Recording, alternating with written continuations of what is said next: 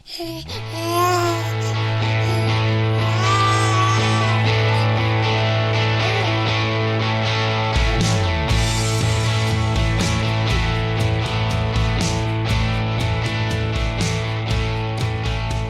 to the Aging Well podcast. I'm Jeff Armstrong here with Corbin Bruton. In this and the episodes that follow, we will share candid discussions on aging and hear from the experts. We are here to inform and encourage as we experience, aging. In this episode, Dr. Armstrong and Corbin Bruton introduced the concept of the suck factor. This is a concept of the relative exertion and effectiveness of cardiorespiratory exercise. In addition, we explore the effectiveness of 10,000 steps a day versus a high-intensity exercise for fat loss. In the past, we've talked about different articles that we've come across and what is good information for our listeners and what is comical information based off of the science. And I came across one article, and in that article, they discussed one particular study as far as weight loss and getting your steps in. The article was, does walking 10,000 steps a day help you lose weight? And I thought, what a great topic for the aging well population that we can kind of dive into. Sounds good. Yeah. All right. So what's your opinion as an exercise science professor that teaches health and wellness? What's your opinion on the 10,000 steps a day? Well, again, with that article, the paper that they're referencing in the article that you read is a study that was done at Brigham Young University titled The Impact of Step Recommendations on Body Composition and Physical Activity Patterns in College Freshman Women, a randomized trial. No wonder more people are likely to read, does walking 10,000 steps a day help you lose weight? And essentially the lifestyle article is just simply rehashing the study. And personally, I think when we talk about the number of steps, we're really talking more about a level of physical activity, not exercise. Now, 10,000 steps is approximately about 5 miles of walking. So that's a reasonable amount of walking, but I know I can get about 3 miles a day walking the dogs. So that's fairly easy. And I probably get the remaining of my steps pacing around, teaching, walking back and forth across campus and doing other stuff. And so accumulating 10,000 steps is a reasonable goal for health. But like the study demonstrated, it's not going to do a whole heck of a lot to affect weight loss. And so what we really need to focus in on is burning as many calories as we can, but also restricting our calories, eating better, and we need to exercise. We need to do more than just simply move. They didn't really include the factor of nutrition that you were putting into your body. They were suggesting getting your steps in, but some of the research in that article was also saying, even though you hit 10,000 steps, it's not necessarily a guaranteed thing to lose weight. But they weren't throwing in the other factors, such as the intake of food or how many calories that you're taking in versus how many calories you're burning.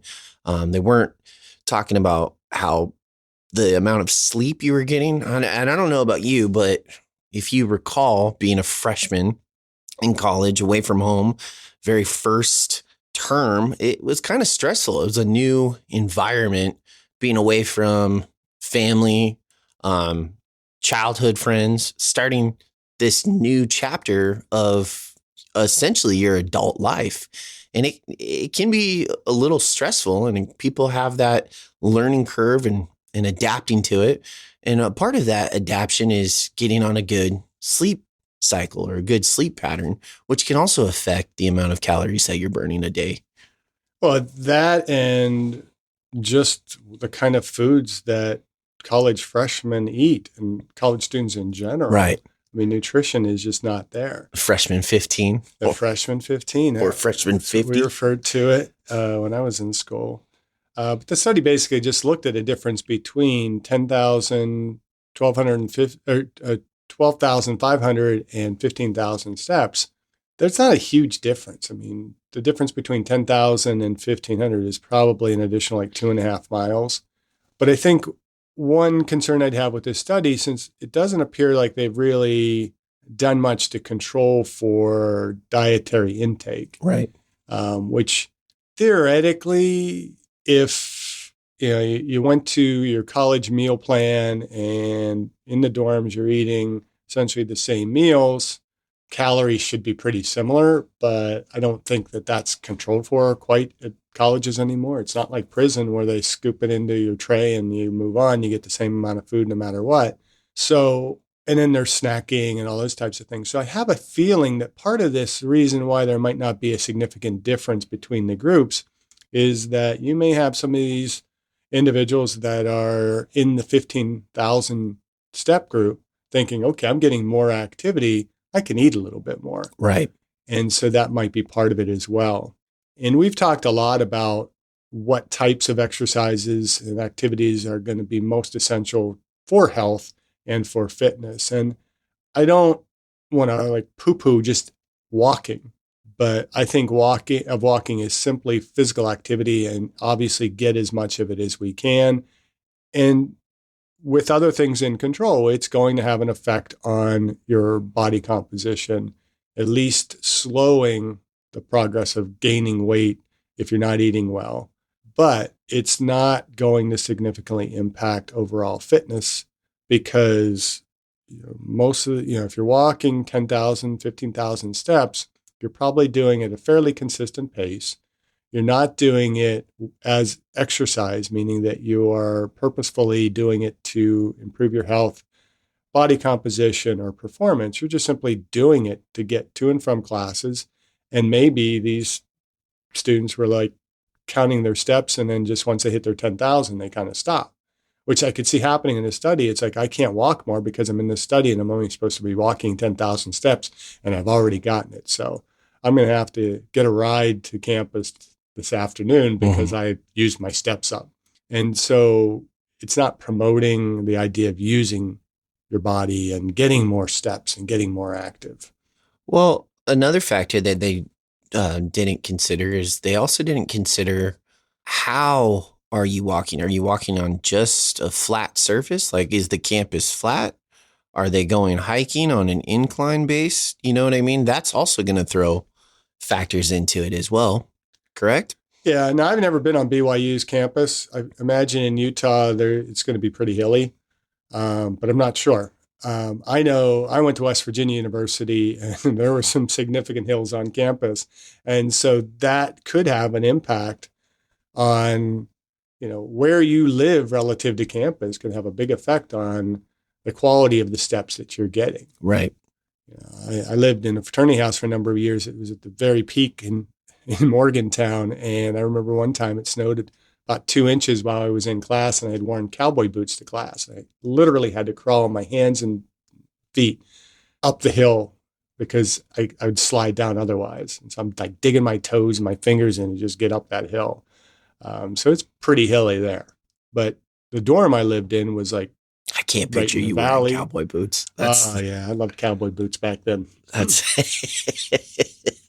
don't see you being a cowboy boot guy. Oh, yeah. Anyhow. It's not about me. It's about walking today. Walking, hills, incline. Yes. Calories, burning. Yeah. And so what do you think about walking to maintain or to improve body composition? I think there's other articles and other studies that are out there. I think that there's a lot of science-based evidence that walking can be a good source of maintaining. If you look at a lot of the bodybuilders, one of their main forms of cardio is actually walking for either 30, 45 minutes. Typically, they'll do it on like an incline treadmill, or they will lift really, really heavy. And then afterwards, they'll just go like on a loop around the neighborhood, maybe like a 3-mile little walk or loop. And there's significant amount of research that is out there that suggests that just walking is a good source to maintain, but it's not the only one.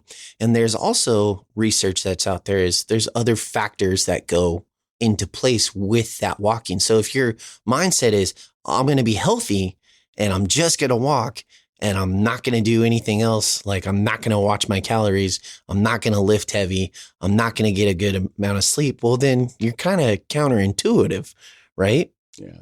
Now, I would contest the idea that the walking that bodybuilders are doing is cardio.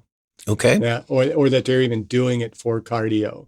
They're doing it for the purposes of increasing caloric expenditure to burn calories and maintain a lower muscle mass. But they're also doing it because they can burn calories at such a low intensity that it is not significantly affecting their recoverability from the exercise. And so it's a very effective way of getting extra calories expended, albeit in a rather long duration. But, if we're moving more throughout the day, those steps are accumulating and those calories expended are accumulating without significantly impacting our ability to recover. Cardio is an exercise. So we're talking about doing activity, physical activity to improve cardiorespiratory endurance. It has to be of an intensity and duration long enough to improve stroke volume and arteriovenous oxygen difference, our capacity to both deliver and to utilize oxygen. And that is going to require to stress on the heart, stress on the cardiovascular system, stress on the muscles. That's going to have some need for improved or for duration of recovery. And so you're lifting heavy and you're doing hard cardio.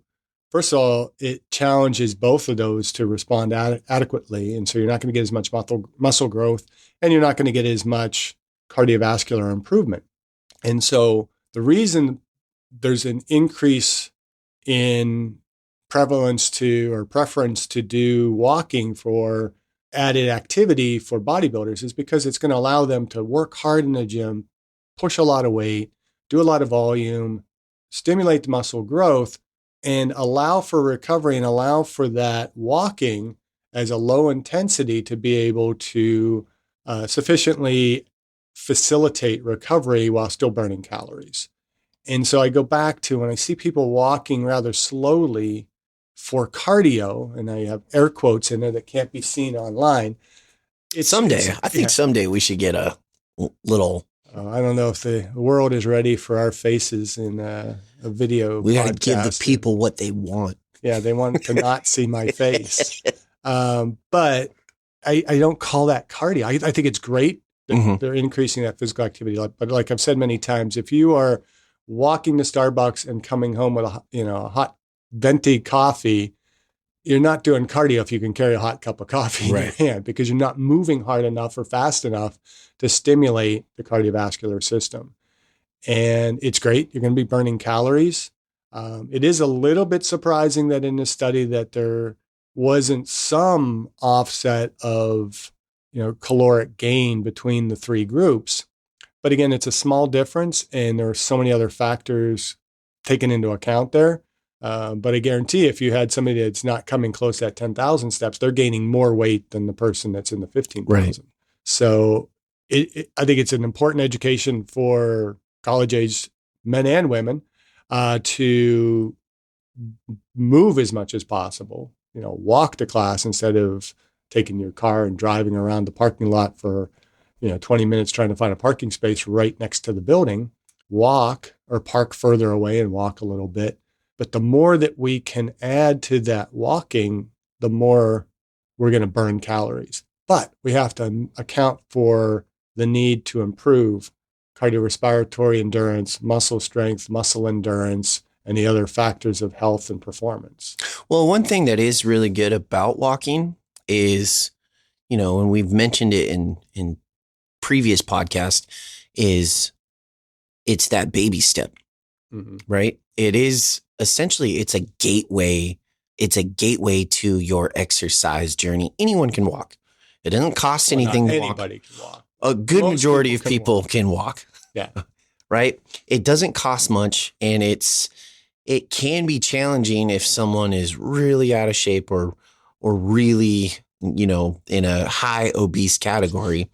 But it can be a gateway. It can be that mental mindset. And you've mentioned, instead of parking really close, they can park farther away.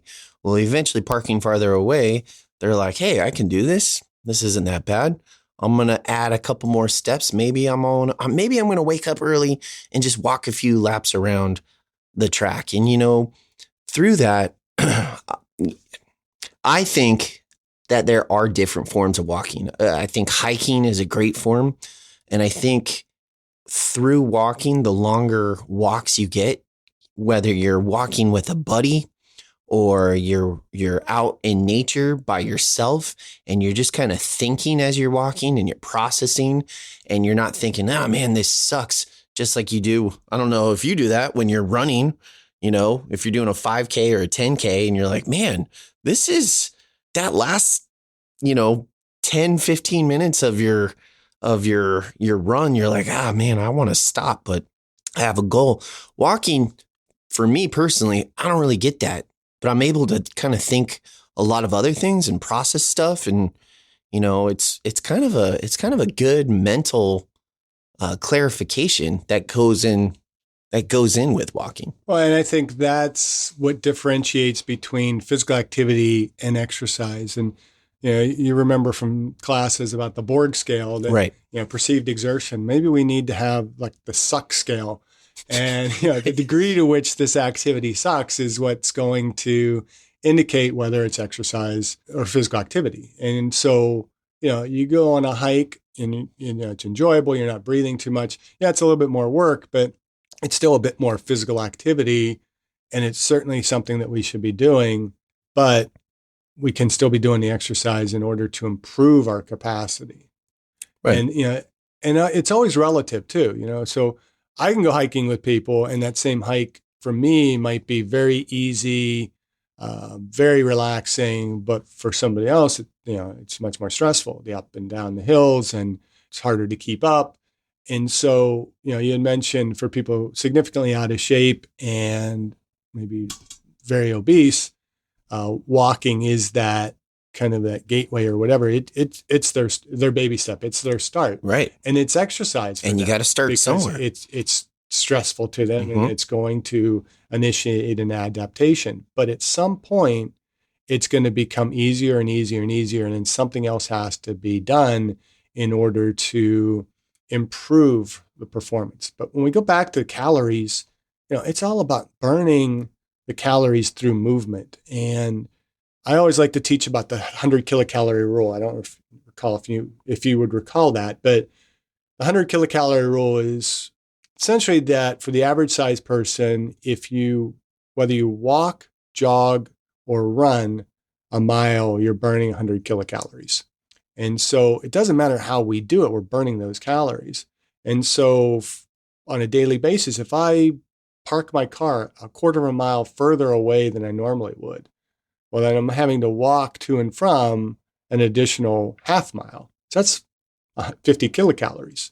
Well, add that up over the course of a year, that accumulates to a lot of calories and can offset a significant amount of weight gain. Do a little bit more, do that multiple times through the day, or take the stairs instead of an elevator a few times. And those calories and that activity begins to accumulate. And I think that should be a focus and a recommendation for anybody, is to just simply begin to increase your activity as much as possible, but don't neglect trying to incorporate some level of exercise into that program. Right.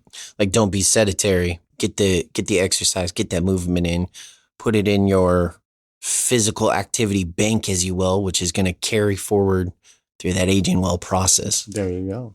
Okay. All right. Well, what do you think about a pendulum swing going from walking and then swinging all the way over to the other side of the physical activity spectrum, where you're really pushing yourself and exerting yourself, maybe going through, I don't know, an intense circuit training course? What do you think about that?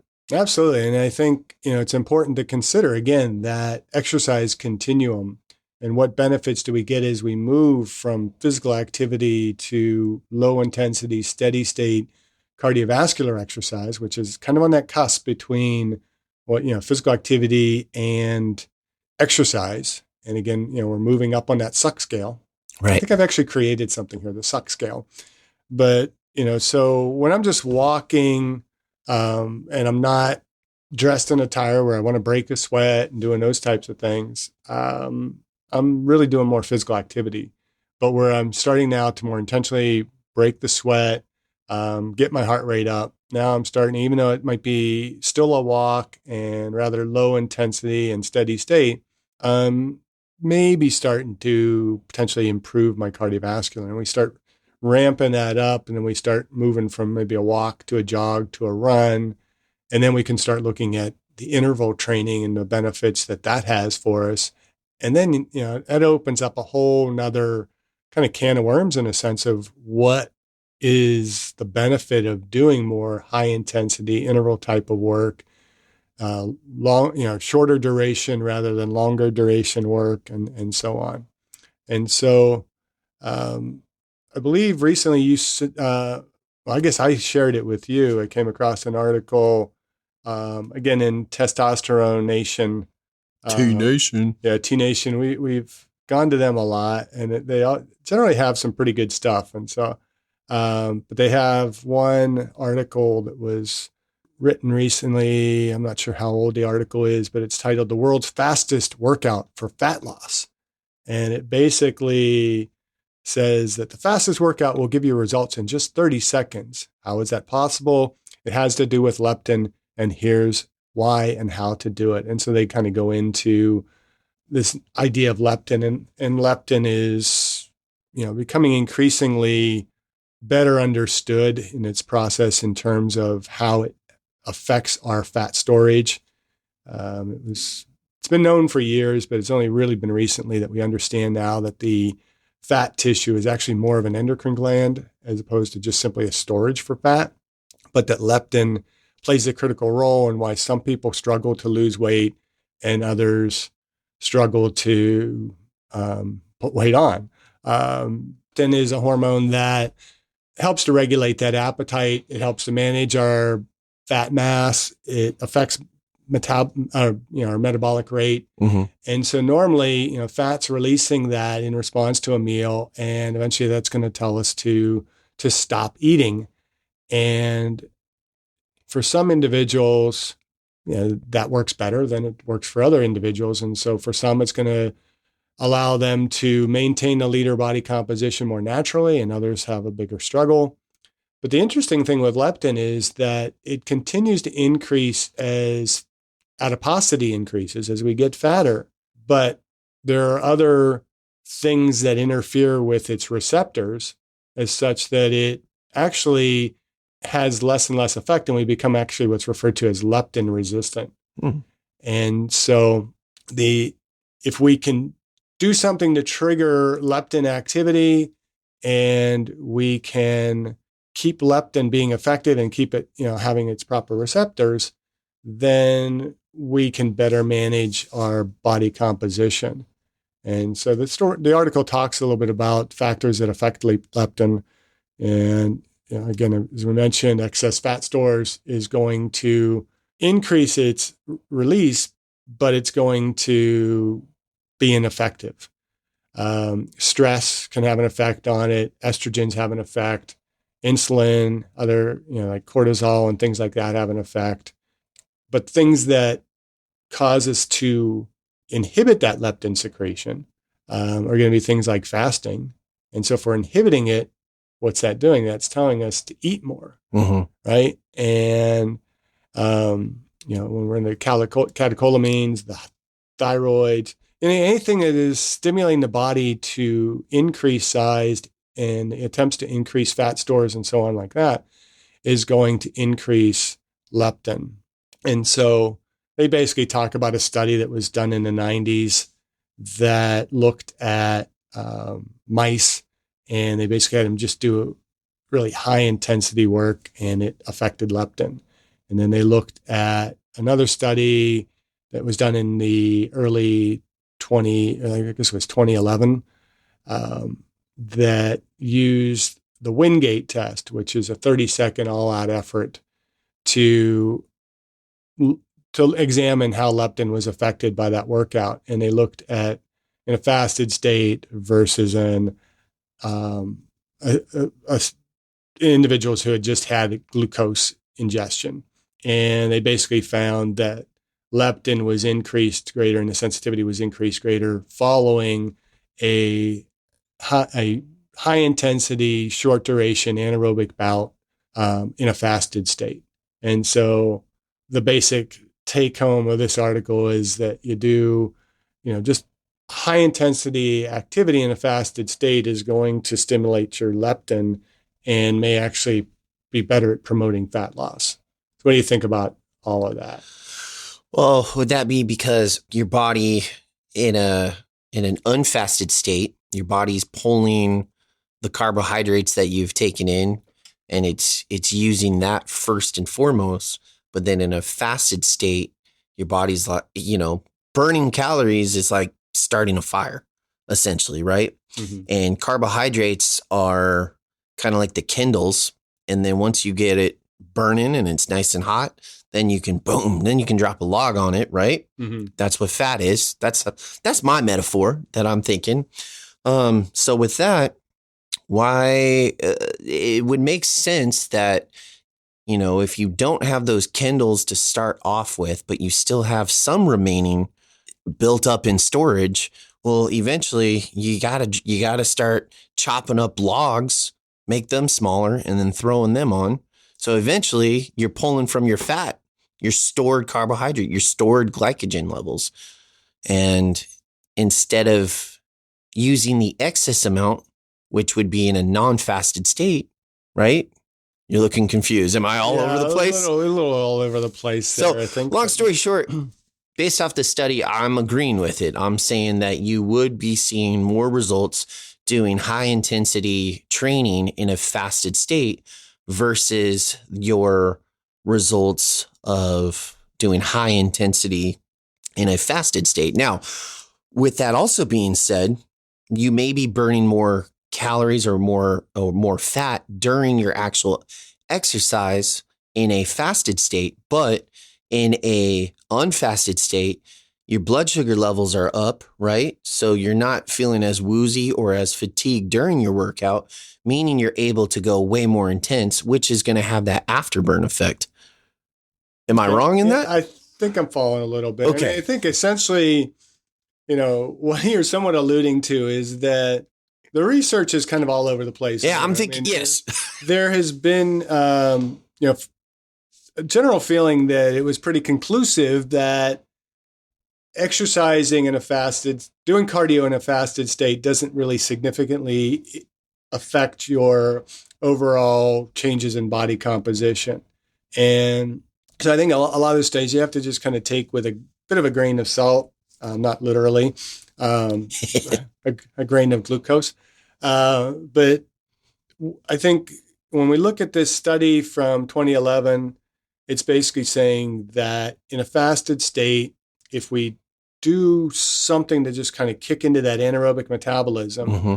we're going to stimulate the release of leptin, which is going to, if we're doing that regularly enough, it's going to have a better overall effect in regulating our appetite and our utilization of the fat for energy. Right. And so, again, it kind of goes back to rather than just walking steady state all the time, mm-hmm. let's ramp it up. Let's get some bursts in there. So maybe for many of people, it's going to be, between meals, when we're in a semi-fasted state. It doesn't have to be a fully fasted state, but take those stairs, when you're going to work or to class or something like that. Take them hard, book up the steps as kind of as fast as your body's capable of doing. Your heart rate's going to be up a little bit, but that might be enough to trigger a little bit more fat burning beyond that. And if you do that frequently enough, it's going to have a little bit greater benefit. I discussed my epigenetics test with True Diagnostic co-founder Hannah Wendt in episode 162. Epigenetic testing measures baseline and changes in your pace of aging, giving you the power to steer your anti-aging or health and wellness journey in the right direction. I learned that I am aging well.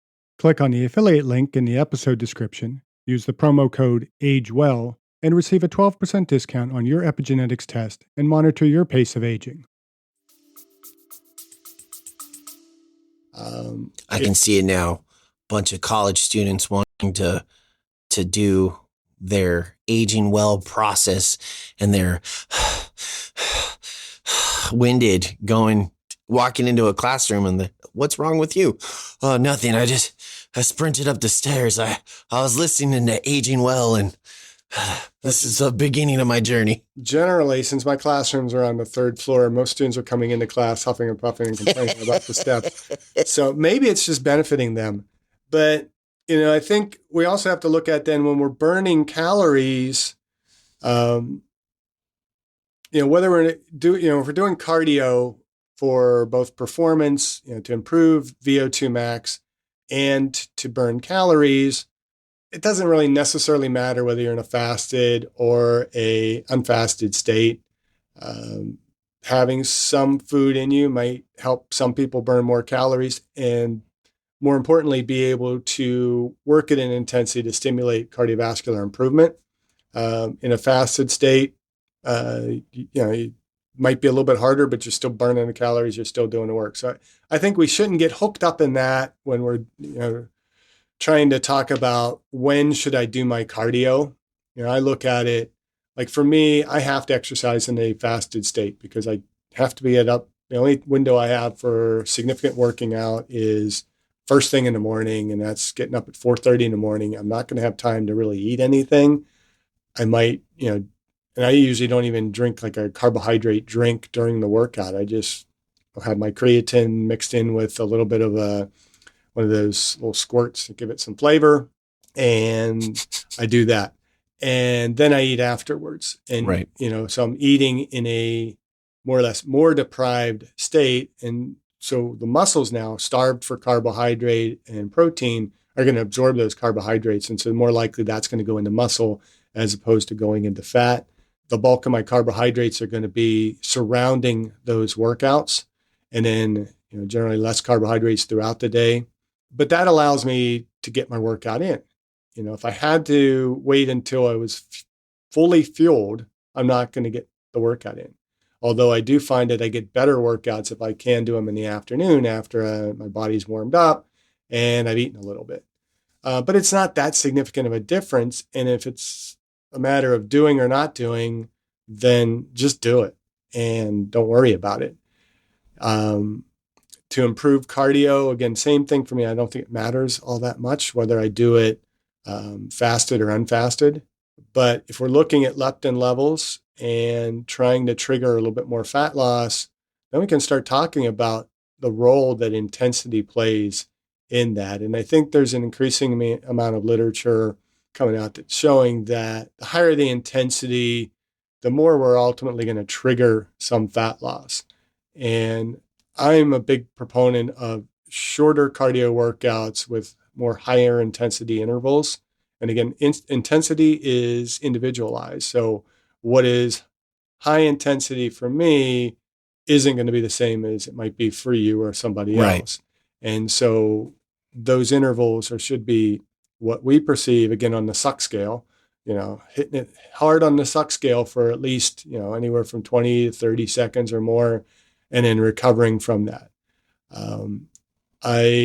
I like the Tabata principle of training, although I know that the vast majority of us can't do a true Tabata workout, but that doesn't mean it's not of some benefit to do even say maybe about a 10-minute workout that has 4 minutes of that Tabata protocol where you're going as all out as you can for 20 seconds, recovering for 10, and repeating that 8 times. So you're getting a total of really 4 minutes of intensive cardio, and that's going to have some benefit. And I think that or any other high intensity interval training protocol is going to have benefits, because what happens is that we see an increase, and this may go to the leptin. I haven't seen any studies with this, but as we start studying leptin a little bit more, I think what we might be finding is that leptin levels are going to be elevated for a more prolonged period of time. And, what I've seen in some of the studies is that you might see the caloric expenditure be elevated, for, say, roughly 15 kilocalories for, as much as 24 hours or longer. Well, those extra calories are adding up over time, that you're actually burning more fat over that period of time than had you done a lower intensity, longer workout that in that workout burned more calories, but you recovered faster from. Well, you mentioned if we were to dive more into it, we would probably see an increase in leptin. Do you think that has to do with the type of stress that we're putting on our body, like in those 30-second bursts? Do you think it's because we're fully activated and we're just going absolutely intense versus that low impact steady state? It's a different type of stress that you're putting on Well, to your body. it's really a stress. I mean, it's not a different stress. It's just simply a stress. I mean, I think when you're going low intensity, steady state exercise, your body's not perceiving that as a stressor. That's normal. Our bodies are intended to be moving. Mm. It's our society now that we have become increasingly inactive, that we perceive any movement as being exercise, which is a pretty sad state to be in as human beings. But, if you go back to our long ago ancestors, they were constantly moving. That was their transportation. That was their means of gathering food. It wasn't drive to the grocery store and, walk briefly. And in some cases, you see people that are so unhealthy that they have to kind of go around in those little motorized chairs in the grocery store. And I feel for those people. I'm not knocking them, but in some cases, that's the product of this horribly inactive society in which we live in, that people get to those extremes of inability because they aren't active, and it snowballs. We get inactive, you get less active, and Right. you get less active, you get more less active, more or less. Is that right?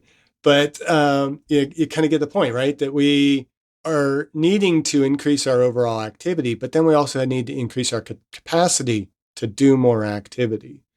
And that's where exercise comes in and where it differentiates from physical activity. And that high intensity stuff, our body is perceiving that as a potential stress that might be more prolonged or more frequent, and it's going to respond to adapt to that.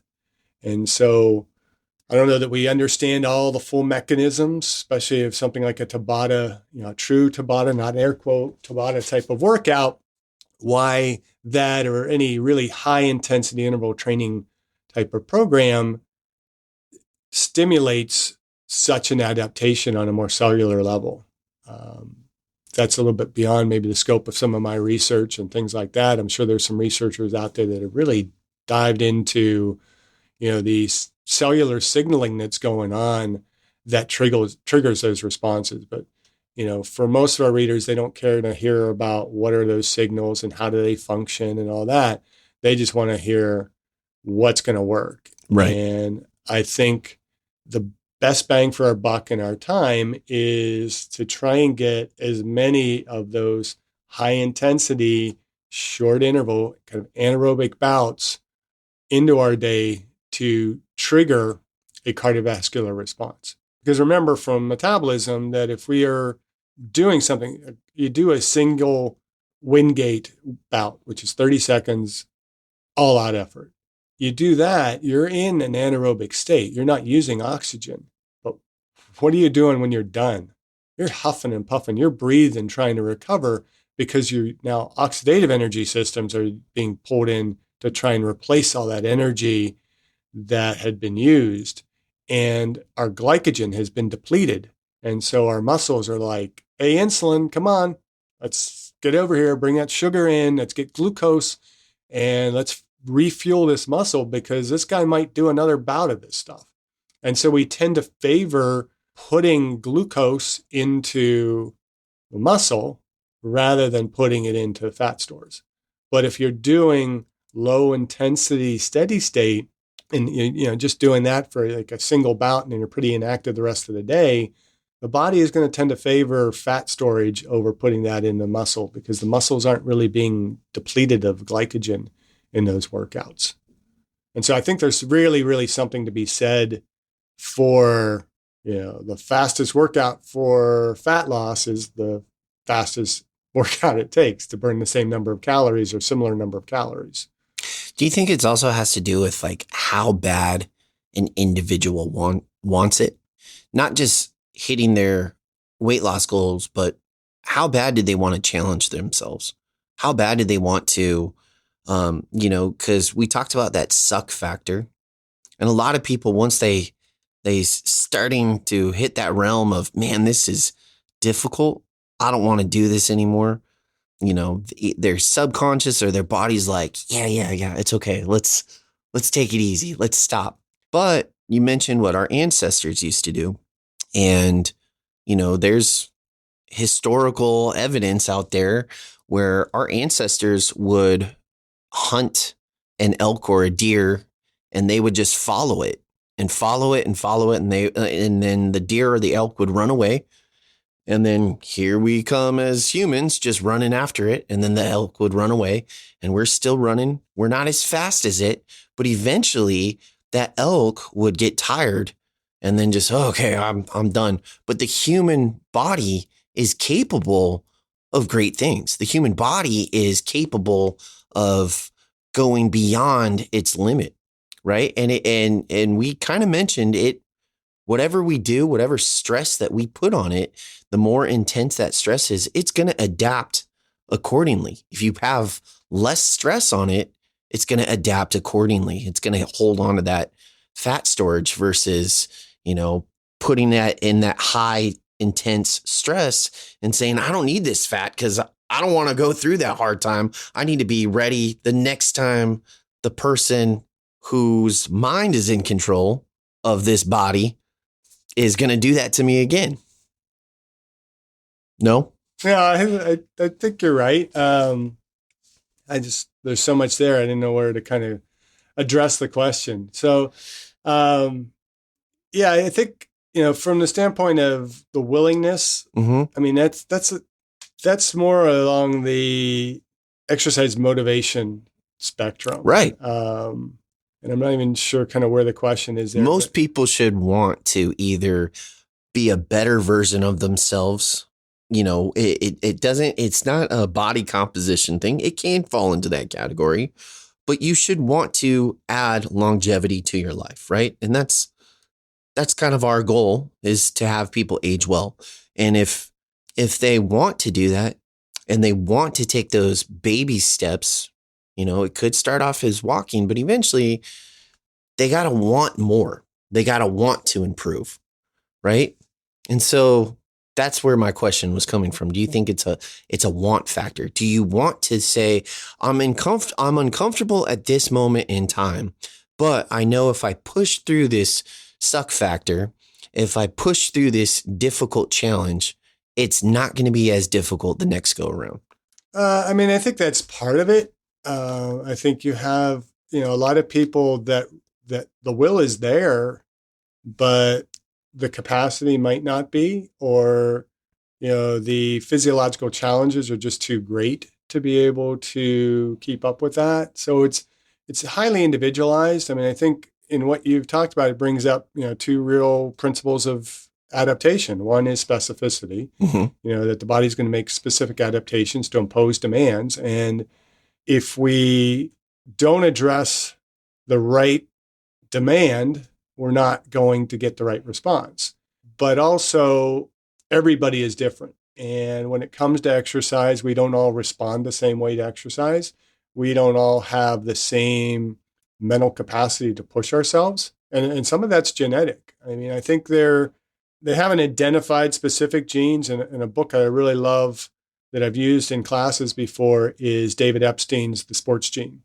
And he talks in that book about the worrier-warrior gene and how we really kind of both types of people in society, and that you need both. And some people tend to be more warriors, some tend to be warriors. It's a little hard to understand which I'm saying. But when we look at athletes, Athletes tend to have a much greater capacity to push themselves, and that's why they're partly why they're successful athletes, is because all else being equal, they have that capacity to just push the extra little inch, the extra little mile. And some people just don't have that. And so it makes it much more difficult for them to be able to do that. Now, some people really, really lack in it. And some of that is because they have gotten so out of shape that the inertia needed to be overcome to be able to do that is so great. And this is where I love the baby steps idea. You have to just take the initial steps, whether we can get individuals to want to better themselves. That is the holy grail, I think, of exercise science, is finding what will get everybody much more active. Because I know we've mentioned it before, recent statistics coming out of COVID is that fewer than 23% of the US population meets the minimum guidelines for physical activity. And we're talking just physical activity. That's getting those like 10,000 steps a day, 23%. That means 77% of the population is pretty darn near morbidly sedentary, not doing anything. And that needs to change in order to improve health. And so if we really want to age well and get the population to age well, we need to get that other 77% of the people just simply moving a little bit more. And that might just be, focusing in on getting your 10,000 steps, building that to 1250 or 12,500. I don't want to keep saying 1250 to 15,000 and throwing in a 5x5 program, right? Well, it doesn't have to be the 5x5 program. Throwing in resistance training. Resistance training, I think, is an important step in there. But for many, they're not going to get there until they just simply start moving and doing some stuff. For some individuals, that resistance training is simply standing and sitting. And, so everybody starts somewhere, but the key is to have a place to go and to get people with a vision to be moving in that direction. And then as we move in that direction, then we start kind of moving across that continuum of exercise a little bit more. And we go from, just simply doing low intensity, steady state exercise to a little bit more intensity, to eventually doing some interval type of training. And then hopefully, even before we're kind of moving in that, we're looking at the other end at the strength and the muscle endurance side. But for many people, just getting some muscle endurance type of work in there, building up the capacity to do the heavy lifting.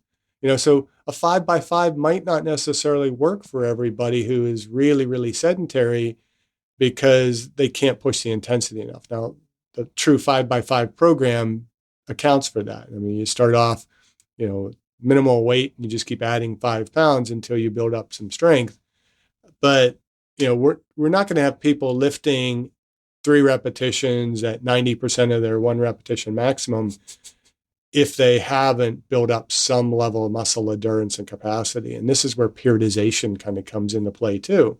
That we want to be working on improving our strength, improving our muscle endurance, improving our cardiorespiratory endurance. And sometimes that takes a little bit of cycling in order to allow for our improvement in cardiorespiratory endurance, to improve our muscle and help us work on improving our muscle endurance. And in that, working on building our strength, we get stronger. Now we can do more cardio.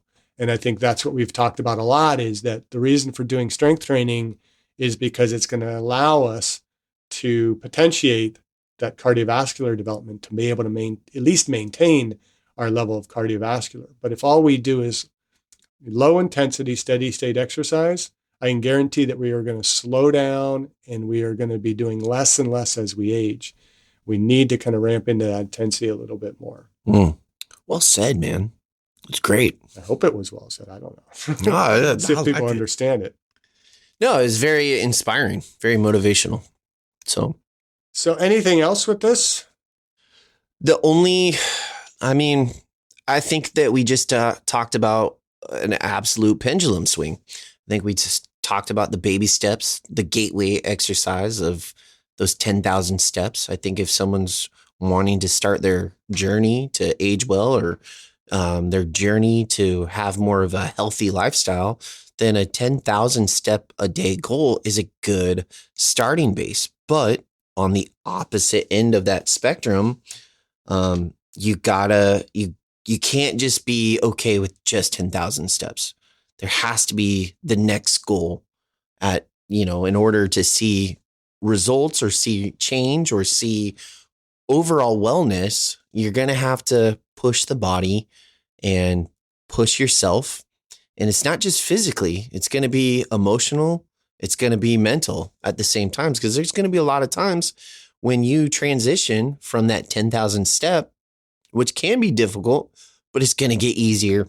And as you're transitioning to that more hit style or hurt style, either way, that suck factor, it's going to make itself present. Your body's going to say, don't put me through this. This sucks. Your mind is going to say, we can go back to bed. It's okay. But you have to want it, right? Yeah. And then just know there is a process with it, and it's going to get easier. You're going to feel better. You're going to live longer. Your immune system's going to get better. Just trust the process and really push yourself. And what an accomplishment it is to actually push yourself through that suck factor and then look back and say, I did that. That's awesome. Yeah. But, when we say that with exercise, it's going to get easier, I don't agree with that, because if it's getting easier, you're neglecting that principle of progression and overload. And so, yeah, what you are doing will get easier, but once it starts getting easier, once that suck factor, this doesn't suck quite as much, then you need to do something to make it suck a little bit more. And you need to build up your tolerance of that suck factor. I think that's going to be the title of this podcast, is the suck factor. The suck factor. But, we tend to neglect that in our own exercise programming, is that we get kind of comfortable with what we're doing and we just keep doing the same. And that doesn't necessarily benefit us. We have to start really looking at, what can I do to push myself a little bit more? We don't have to beat ourselves up. It's not about training like an athlete, where athletes beat their bodies up for really extreme levels of performance. This is just doing enough to push the body's limits, just enough to stimulate an adaptation. And if we're not overloading, we're not progressing that workout, then we're really stagnating. And in some cases, we might feel, okay, I'm pretty content. I'm at a high level of fitness. I'm not an athlete. I'm not going to be progressing quite as aggressively, but, we can still try and ramp it up a little bit, or, maintain it, that as our bodies are maybe aging, that, the intensity that's producing that level of suck factor is going down a little bit, but it shouldn't go down dramatically as we tend to perceive it will with aging. We want to be able to maintain a level of work that is going to allow us to do more as we age, and to age more effectively and to age well. I think you're right. I also think when I say it's going to get easier, I mean, you're going to look back on your process and maybe it's like, man, I could only do 3,000 steps a day. And now I'm doing 17,000 steps. Your range of suck is getting further and further out. Or, I could only bench press doing dumbbell bench press with 25s in each hand. And now I'm doing 90. That struggle of pushing those last few reps in is still there, but look how much I've accomplished. And those 25s, that's like air to me. That's what I meant with. Yeah, no, I fully agree with you. I think, for a lot of people, that perception of exercise is like, they get to a certain point and they get in a habit, they don't allow themselves to progress enough. And, if you're looking back and you're not seeing any change over recent months and years, even though you're exercising regularly, you're not necessarily benefiting yourself. But that person who, just getting up and out of a chair is strenuous activity. Mm-hmm. And then eventually now they're getting into the weight room. And this is why nobody should ever mock anybody for what they're doing in the gym, because they're doing something. Right. And it may not be what the big buff guy across the gym is doing, but for them, if they're doing it with intensity and intent and conviction and commitment, they're benefiting themselves. And they might only be curling the 10-pound dumbbells, but that's hard for them. But if they keep curling the 10-pound dumbbells as it gets easier, it's not benefiting them. But you start adding a little bit more weight, that progression is eventually going to get them further along that journey. And I think if I can underscore anything for everybody is, just keep doing something and progress toward a greater goal. I always like to say, be your best today, be better tomorrow. And that needs to be our conviction in exercise. And so if you're not hitting 10,000 steps, don't worry about doing a 30-second all-out effort, because it's not going to benefit you quite as much. You might get hurt, but progress toward getting that 10,000 steps. But once we're getting that 10,000 steps and we're meeting a basic minimal guideline for physical activity, now we can start looking at what can I do to exercise better. And now I can start looking at, okay, now I've been walking, I'm going to use my walking for recreation, but I'm going to get on a bike, I'm going to get on a treadmill, and I'm going to do some hard bouts. I don't have to do, an hour of cardio every day. I can get this done in rather short sessions. I mean, a 10 to 12 minute session can improve your cardiovascular health. And that then allows you to improve your strength and improve your muscle endurance. And so be focusing in on all aspects of your health so that one is feeding the other. And we're just constantly getting better.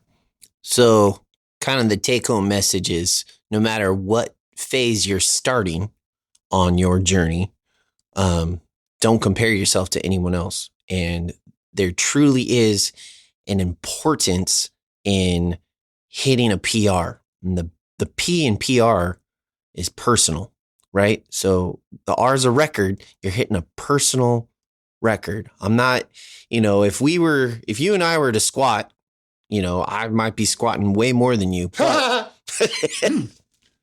Sorry, I didn't mean to laugh there. I'm just saying. You're not going to squat more than me. I can. Yeah. I bet I could. Let's Let's go downstairs. Okay. Yeah. I'm squatting. I might have skinny legs, but I can squat fairly well. Regardless, Joking. it would be a PR to hit, for either me or for you. And there's something about gym culture that's really awesome. And I know it can be really intimidating for individuals because of what you see on TV or media. And you're like, man, I don't want to do that. But there is a difference. I've worked at several different gyms, anywhere between rec centers to actual gyms themselves. And there is a culture there. It doesn't matter where you start. If you continue to show up and become a regular, the other regulars in that gym support you and they have your back, and your goals become their goals, and they'll applaud you. They'll cheer you on. I actually just watched a really cool documentary, and there was this one guy, a doctor told him he needed to change his lifestyle around, and he went into a gym and he went in there and he was looking around and he was in pretty good shape. He just was making poor decisions in his own personal life that was affecting his health. And he was looking around and he didn't want to be there and he was going to leave. And in rolls this elderly lady who was in a wheelchair, and she rolls in and she kind of looked a little insecure, but she just grabbed the weights. She started doing bicep curls, pressing overhead. And he looked at her and he was like, oh my gosh, she's here. She's not complaining. I'm ready to leave. I got to tell her. And he walks up and he says, hey, I just want to let you know you're inspiring me. And that woman lit up and they both worked out together, and they became kind of like a little dynamic duo. And I'm just saying, no matter where you're at, if you need a support system, if you're doing it on your own, if you're doing it for yourself, if you're doing it for your future self, if you're doing it for your kids, if you're doing it for longevity, or if you're doing it just to age well, whatever your whatever your motivation, go for it. Start that journey. I'm glad you didn't say just do it. So kind of on that note, let's just encourage everybody to just start moving, just start doing something. And then hopefully this podcast is helping you to kind of find that path along that journey. But it is a journey, and let's keep the journey long by aging well. Age well. Thank you for listening. I hope you benefited from today's podcast. And until next time, keep aging well.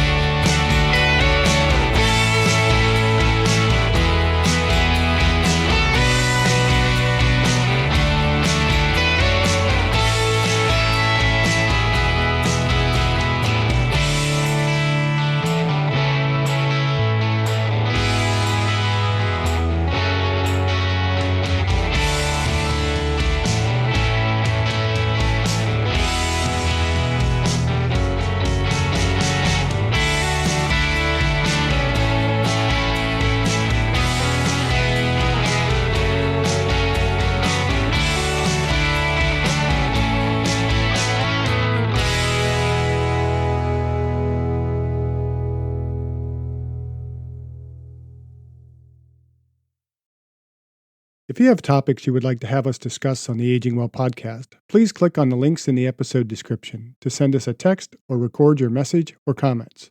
We'd love to hear from you and how we can help you age well. If you benefit from the Aging Well podcast and would like to support the content financially, please click on the Support the Show link or support our affiliates and advertisers.